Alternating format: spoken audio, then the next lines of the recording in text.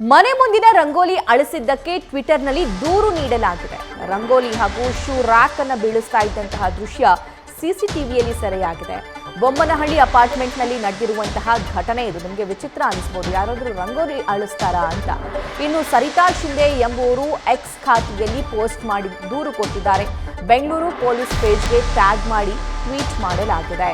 ಪ್ರತಿದಿನ ಜಗಳ ಮಾಡ್ತಾ ಕಿರುಕುಳ ನೀಡ್ತಾ ಇದ್ರು ಅಂತ ಟ್ವೀಟ್ ಮಾಡಲಾಗಿದೆ. ಅವಾಚ್ಯ ಶಬ್ದಗಳಿಂದ ನಿಂದಿಸ್ತಾರೆ ಅಂತ ಕೂಡ ಆರೋಪಿಸಲಾಗಿದೆ.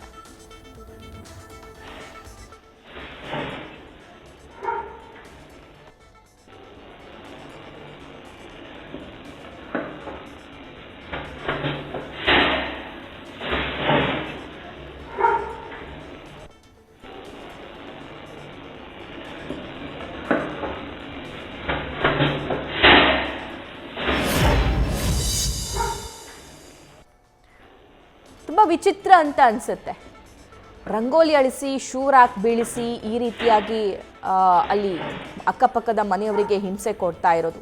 ಆದರೆ ಯಾವ ಕಾರಣಕ್ಕೆ ಅನ್ನೋದು ಕೂಡ ಇಲ್ಲಿ ಸಾಕಷ್ಟು ಇಂಪಾರ್ಟೆಂಟ್ ಆಗುತ್ತೆ. ಈ ಇಬ್ಬರ ಮಧ್ಯೆ ಏನಾದರೂ ಕಲಹ ಆಗಿತ್ತಾ ಆಲ್ರೆಡಿ ಅಂತ.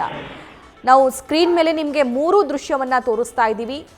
ಮಧ್ಯದ್ದು ಅಲ್ಲಿ ಆ ರಂಗೋಲಿಯನ್ನು ಸ್ಪಾಯಿಲ್ ಮಾಡಿ ಆ ಶೂ ರ್ಯಾಕನ್ನು ಬೀಳಿಸಿ ಹೋಗ್ತಾ ಇರುವಂತಹ ಯುವತಿಯನ್ನು ಗಮನಿಸ್ತಾ ಇದ್ದೀರಾ. ರೈಟ್ ಸೈಡ್ ಆ ಯುವತಿಯ ಫೋಟೋವನ್ನು ಕೂಡ ಗಮನಿಸ್ತಾ ಇದ್ದೀರಾ. ಆ ಯುವತಿಯ ಮೇಲೆ ದೂರು ಕೊಟ್ಟಿರುವಂತಹ ದೂರುದಾರಿಯ ಫೋಟೋವನ್ನು ಕೂಡ ಸ್ಕ್ರೀನ್ ಮೇಲೆ ಗಮನಿಸಬಹುದು.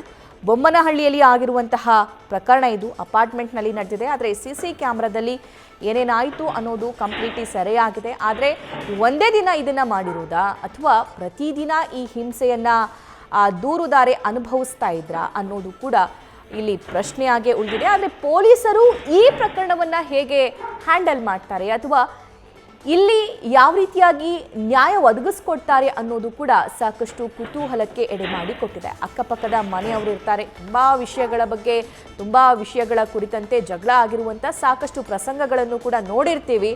ಅದರಲ್ಲೇ ತುಂಬ ಯುನೀಕ್ ಪ್ರಸಂಗ ಇದೆ.